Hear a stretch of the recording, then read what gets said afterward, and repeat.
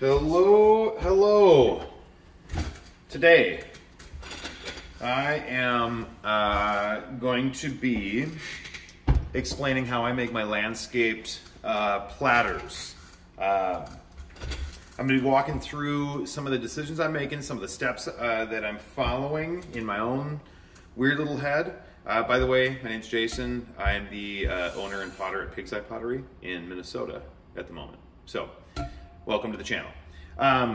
First off, a couple things that I'll be using. Actually, these get messy, so I recommend a little towel skirt situation. I am going to be actually working with a larger wire tool than this. Right here, this big dog. So, large wire tool, pin tool, because with these larger forms, I do like to check the depth and make sure I've got enough material at the bottom to trim a significant foot so that you can either display and have the platter as like a centerpiece or something like that, or put a wire around the foot ring when I trim that and hang it. So, pin tool, I've got this large metal rib tool situation. I've got a little wooden rib tool that I'll show you what that's going to get involved with here in a second. Sponge. And what else is in this mystery bucket? And a couple more rib tools that I may or may not get involved with. We'll see what happens. With a fair amount of my forms, I tend to kind of wing it as I go. So, oh, and a bat, a large bat. Yeah, big dogs. I get this from a local supplier here in the Midwest called Continental Clay. You can make these, obviously, but I'm not that good at woodworking. So, bat, big guy. So anyways, I like to put a little bit of water down on the metal wheel head, and then I also like to get the bat a little wet. I feel like it sticks better, or it's less likely to kind of wobble and get all wild on me as I'm really, especially centering the amount of clay that I'm going to be working with. So let's line these pins up. That is amazing that actually lined up the first time. And then I'm going to get this bat cleaned off and just a little bit of moisture on it. So for this particular platter, I'm working with about 25 pounds of clay. I'm going to do it all in one go because I hate my joints. So I've got this somewhat wedged out. I'm going to cone the heck out of it. One way that I try and ensure that I don't trap any air bubbles on the bottom of the clay and the wheel is I'll get this on the wheel and I'll kind of roll it out a little bit to sort of create this little convexed situation on the bottom of the clay, and then put it down there like I mean it. Another thing that I've found that helps save my joints a little bit is before I just like really dive into this and try and center this, because it's clearly off center, I'm gonna just kind of slap it as close to center as I can get it. So bear with this wonderful noise for the next few minutes or seconds or whatever. So kind of slapping down below, up top, and I'm trying to get it as close to center as I can so that I do some of this work up front right away.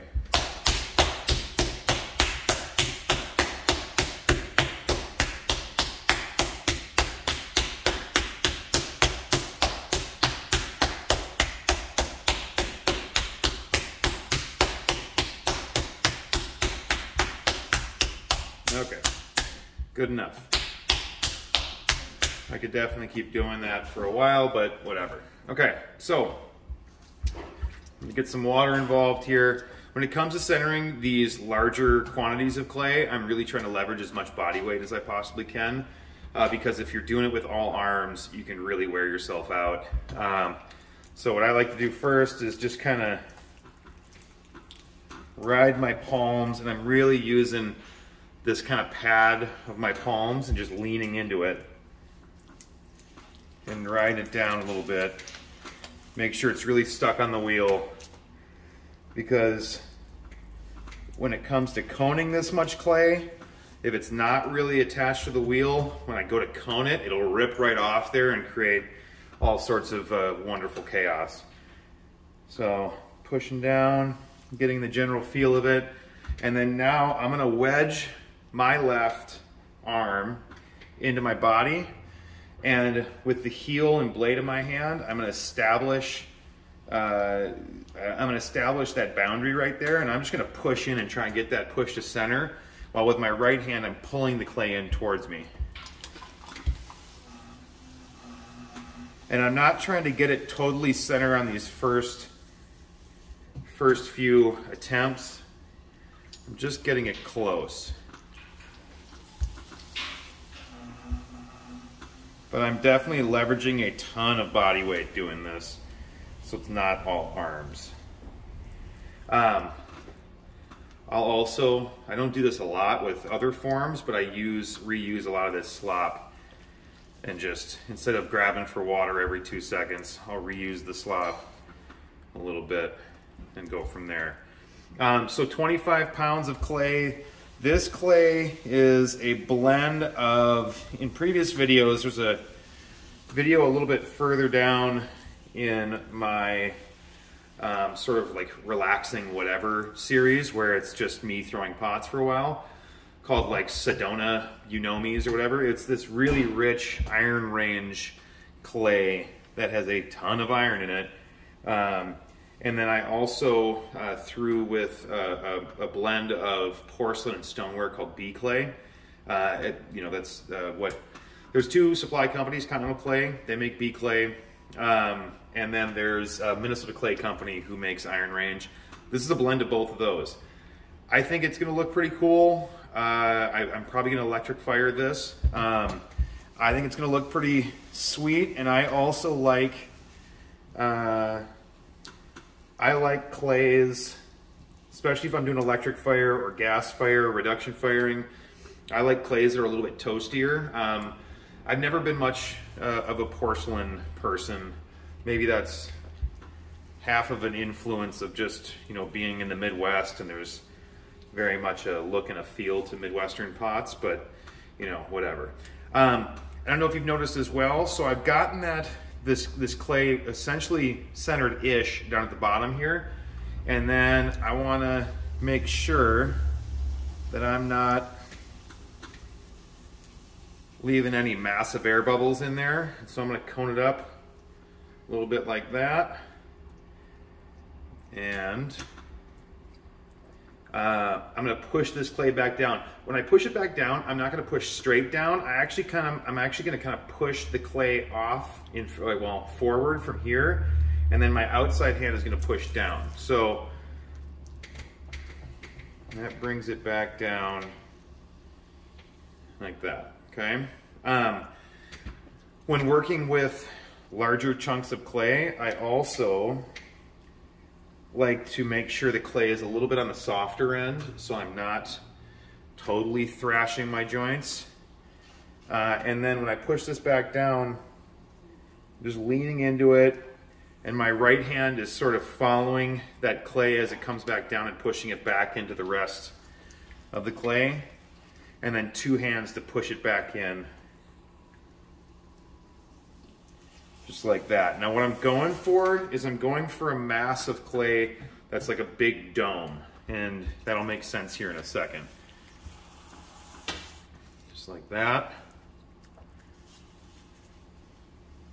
Pushing down, moving out, trying to breathe as much as I can.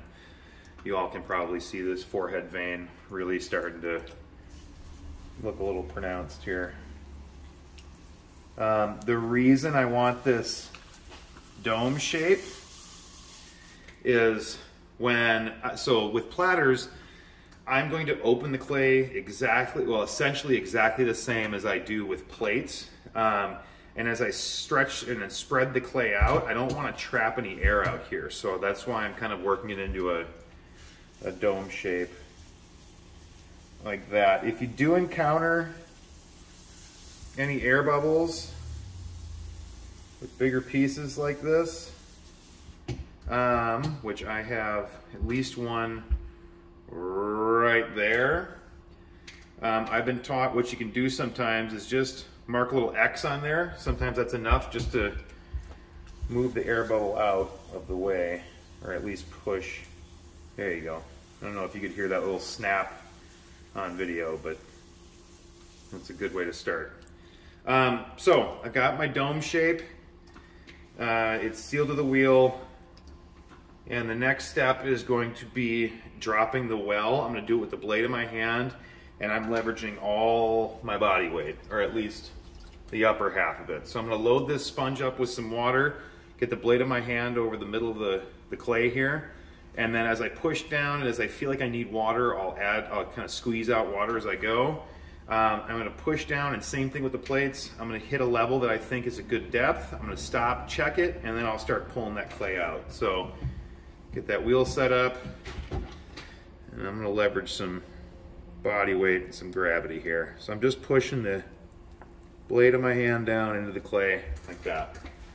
I'm going to stop right here, get some of that excess water out of there, and then I'm going to check the depth. So clean pin tool, throw it in there, put your finger where it touches the clay, pull it up, and I'm working with about a ½ an inch to an inch of clay right there, which is perfect.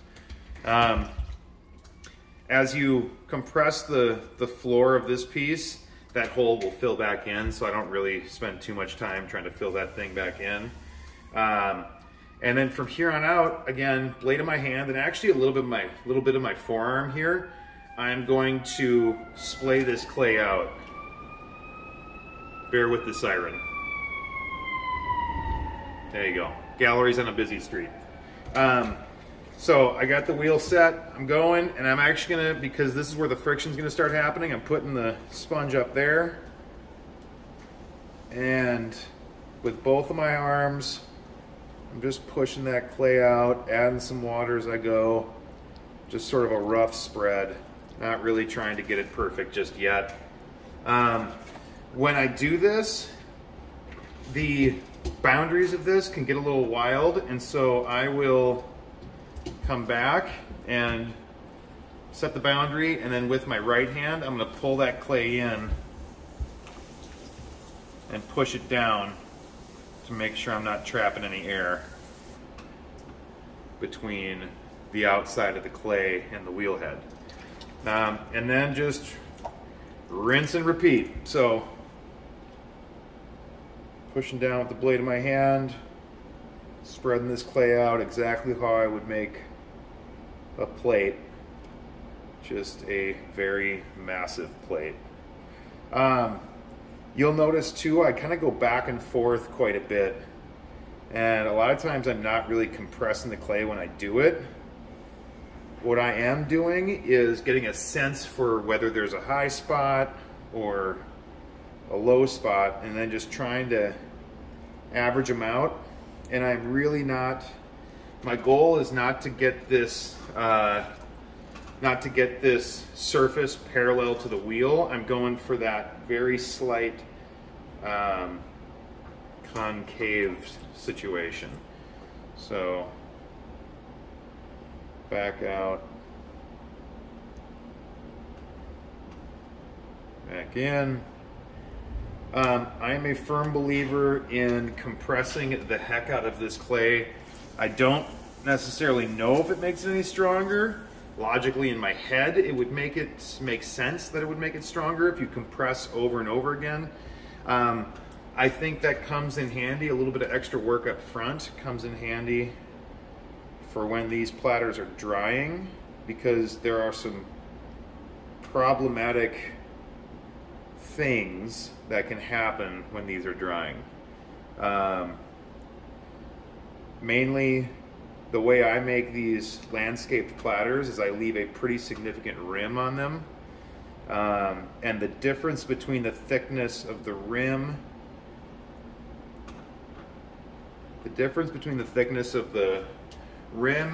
to the wall to the foot as you're going, let's say we're looking at the profile, rim, wall, foot, that wall is obviously going to dry faster than the rim, and so if it's compressed really well, and I'll show you some tricks in a future video of how to slow the drying down a little bit, and kind of when I do that, that at least for me has helped me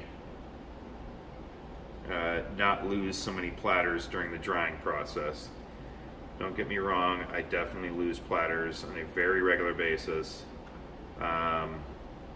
It just happens. So now I've got a pretty decent feel for this angle, this curve, and now I'm going to bust out my trusty the big metal rib tool, 2 hands, and I'm just going to compress and just clean this floor of this platter up and really get the angle that I'm going for, like that.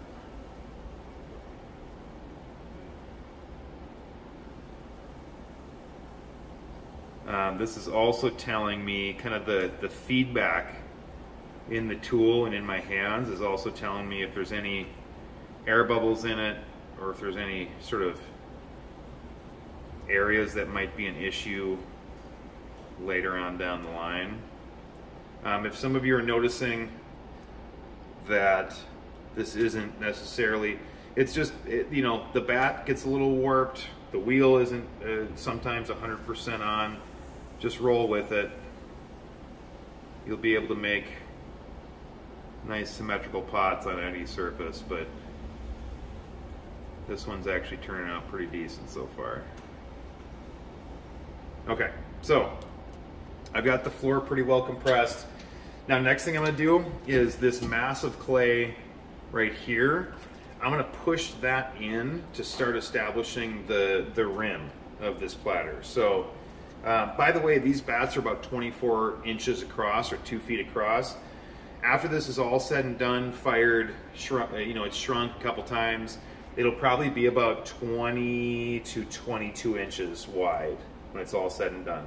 So now what I'm going to do is I'm not really going to press on top here. This is more for control. I'm going to get this nice and wet there, and then with my right hand I'm going to grab this clay with a sponge and just push it in. Try and create this wall. And if you can see between my pointer finger and my middle finger on my left hand, I'm kind of just controlling where that clay goes a little bit. I want this platter to be pretty shallow, so I'm not going to move a ton of clay up. That's probably a decent start for now. But I am going to, like how I do with my other landscaped and wavy forms, I am going to manipulate the rim a little bit here in a second. But before I do that, I want this rim to be super strong, so I'm taking my fingers patted with the sponge, and I'm just going to compress that rim. Sort of pay some attention to that detail for a second. Like that. And I'm trying to go for essentially a 90-degree angle. I want this wall to come straight up like that, okay? Again, I like a good thick rim, and so on these platters, it's just the style that I am currently making right now. So I'm going to leave them nice and thick right there. All right. Now comes the fun part. I'm going to eyeball 3. I'm going to try and get 3 equal-ish spots here, and I'm just going to stretch that clay up. So get my hands really wet, and I just kind of zone. And with my thumb and a few of my fingers, I am stretching the clay to kind of give this sort of a rolling hills landscapey kind of a feel to it.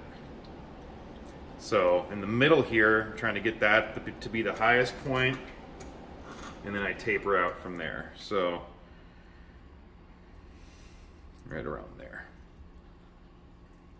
Again, these are all end up being totally unique and different.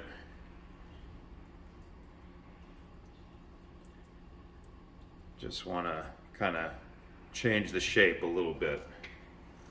I like the look of asymmetrical pots, and especially these large forms and these large platters. You know, a symmetrical platter is obviously pleasing, but I like kind of the surprise that comes along with a platter that's got a little bit of motion going on to it.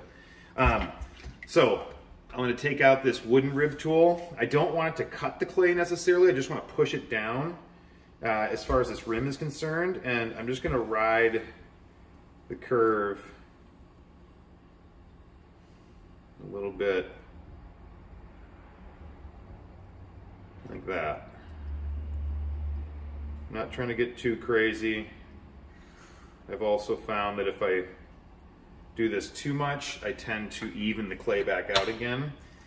And then I'm going to use the sponge to soften that angle that was created, just like that. Okay, so next thing, by the way, with larger forms, take the speed way down. Centrifugal force wants to whip this clay all over the place, so slow everything down. So this next one, this next move, I'm going to do a pull, and I'm going to try and get it, you know, I'm going to start working my way toward flattening the clay out. Ultimately, I'm going to flatten the clay out with this metal rib tool, but I want to get the clay up and thin these walls out a little bit. So with the sponge, I'm grabbing the clay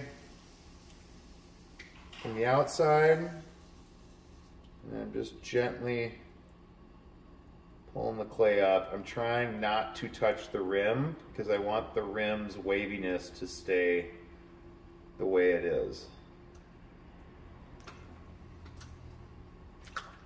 I use the sponge when I'm doing sort of bigger pulls and moving more material. I'll transition to just using my fingertips when I need to feel a little bit more of an accurate feel as to what's going on,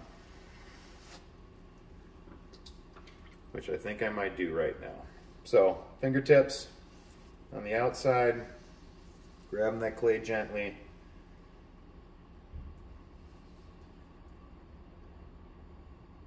And then I do not want this to be too thin, because as I spread it out, it's going to thin out even more. So I want to leave a little bit of extra clay there to be able to handle when I drop the rim here in a second. Okay, do one more pull with just my hands, and then we'll move on to the rib tool. So grabbing that clay. And as you can see from my body posture, I'm actually kind of pulling the clay out toward me like that. Okay. Gravity is not our friend here, so I don't want to push it too much. And again, this clay is a little bit softer, so I need to be aware that I can't really stretch it and push it to its, push it to some limits you might be able to get to if this were a little bit of a firmer clay. So I'm just taking some of this excess water out of here. Trying not to go too fast so I'm not whipping that clay all over the place. And the next thing I'm going to do here is I'm going to set this up. So I want to take advantage of this angle here, this edge, and I'm actually going to push it. I'm going to push it into the clay just beneath this lip, and from the outside, I'm going to try and align my fingertips to the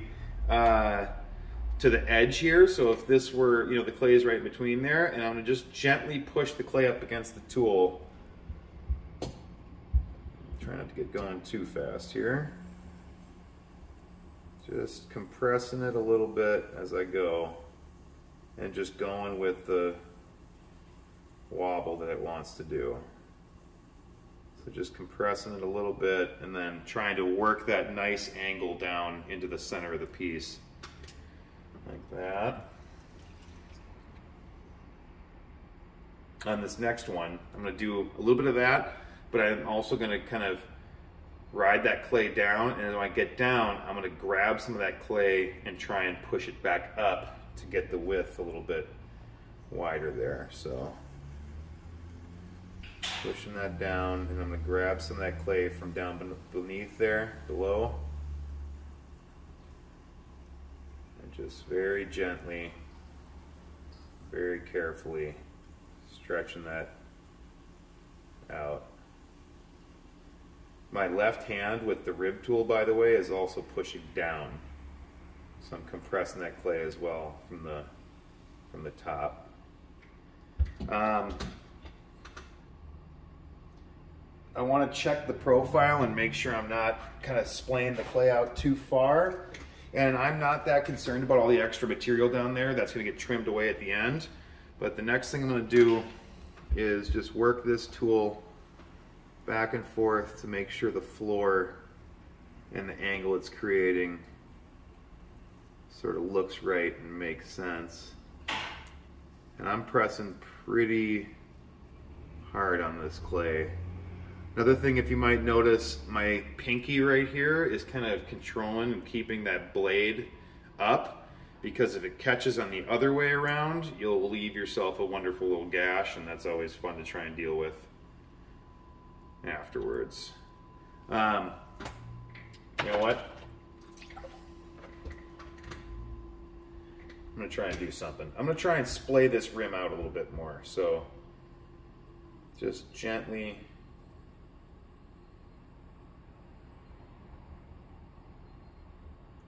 pressing the wooden tool up against it. I want to soften those edges. I do not want any sharp edges on this, because working with this much clay, if you bump it up against something with that much mass behind it, it will 100% break.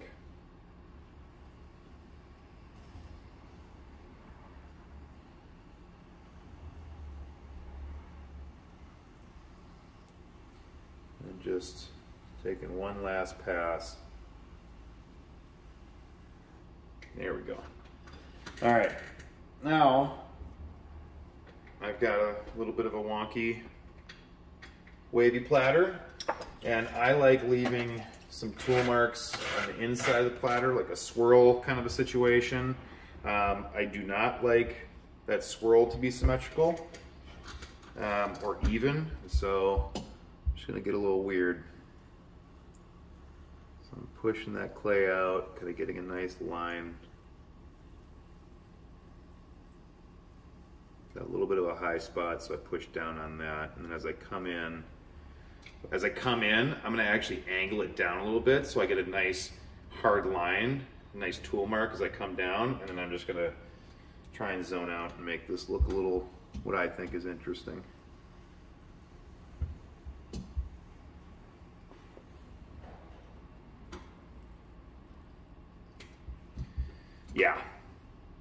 Yeah. So there you go. I need to undercut this to get this wire tool underneath here. With this one, I'm barely going to undercut it because I do not want to push material up again like we did with the plates. So I just barely created a ridge, and then I'm going to grab my larger wire tool, hold it taut, and then as I'm spinning, I'm trying to pull these dowels away from each other so it stays as taut to the bat as possible. And there you go. What I found in my experience, at least living here in the Midwest, where it goes from 90% humidity to no humidity and 20 below in like the course of 2 months, I never try and rush drying platters. I've never had it successfully work out for me. I always just take it easy. Just let this thing dry slow. Whenever it comes to making a lot of work for like a show or whatever, I will always make larger work first because it takes the longest to dry, and it's you run into the most issues if you try and rush it. So I hope that that was beneficial. I hope that was valuable. I hope that you saw me do some things that maybe you hadn't thought of, or that I do different, that would help out your your wheel throwing experience. Per usual, all the usual annoying things, like, subscribe, notifications bell. Down in the description, there are ways to support the channel. I sincerely appreciate it. I really, really do. I see the comments. I'm trying to make new stuff every day that will sort of check the boxes of things that you're looking for. But until then, stay tuned. More videos are coming out as quickly as I can make them. So again, thank you. I appreciate you. Peace.